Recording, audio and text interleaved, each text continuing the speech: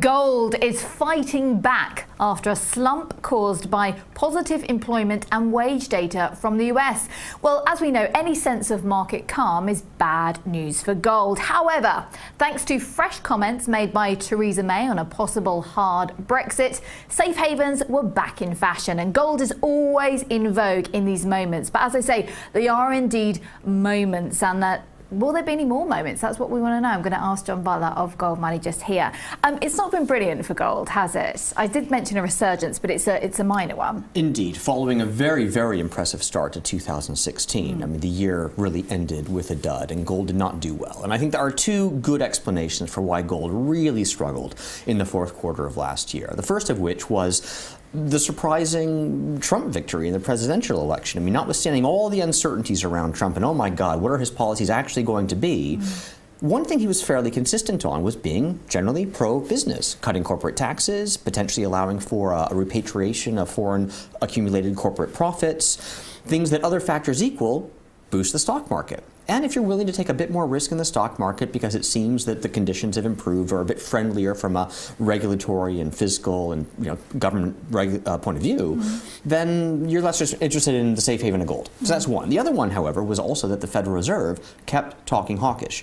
You mentioned wages. You mentioned the labor market. Yeah. Yes, the data's been on balance, suggesting that conditions in the labor market and the economy are improving. The Fed will therefore keep raising interest rates, and other factors equal. If interest rates are going up, it's less interesting to hold gold that doesn't pay any interest.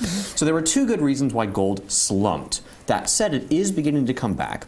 First of all, people, I believe, are beginning to question just how many times the Fed really can raise interest rates, number one.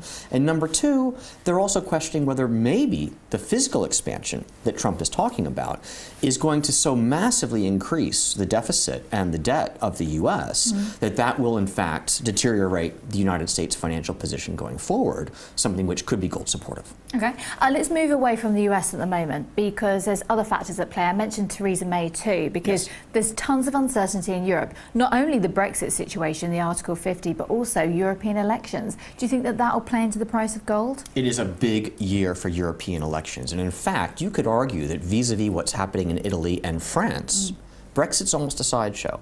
The UK was never in the euro. Yeah. Right? They never were. And indeed, one could argue that depending on what happens with Brexit, that the UK will still retain a very, very healthy trade relationship with the EU. I mean, the UK and Europe have traded with each other extensively for all of European recorded history. That's not going to suddenly come to an end because of Brexit.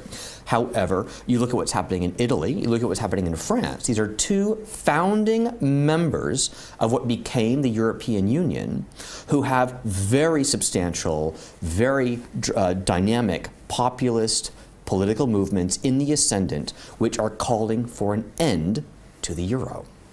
Scary, isn't it? It is. You're a gold man. What levels are we talking about here?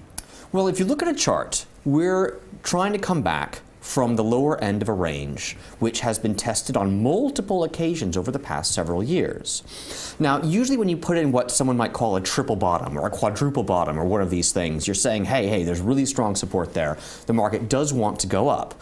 The problem is that gold also seems to get slammed every time that it passes through around $1,200, $1,250. So you're talking about a range now that's held for an awfully long time.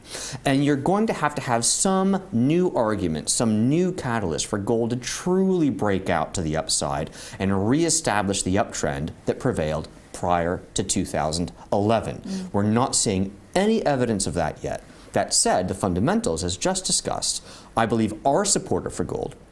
I do believe gold will try to find its way back into an uptrend. But until we really break materially higher, we're going to be stuck in what is this range that literally has prevailed for about 3 years now. And do you think we could have 3 years more potentially then? I don't think so. When I step back and look at the state of the world, I see too many reasons why people are going to be concerned about economic volatility generally, foreign exchange volatility generally, possibly the imposition of capital controls, not only in China, but in other countries.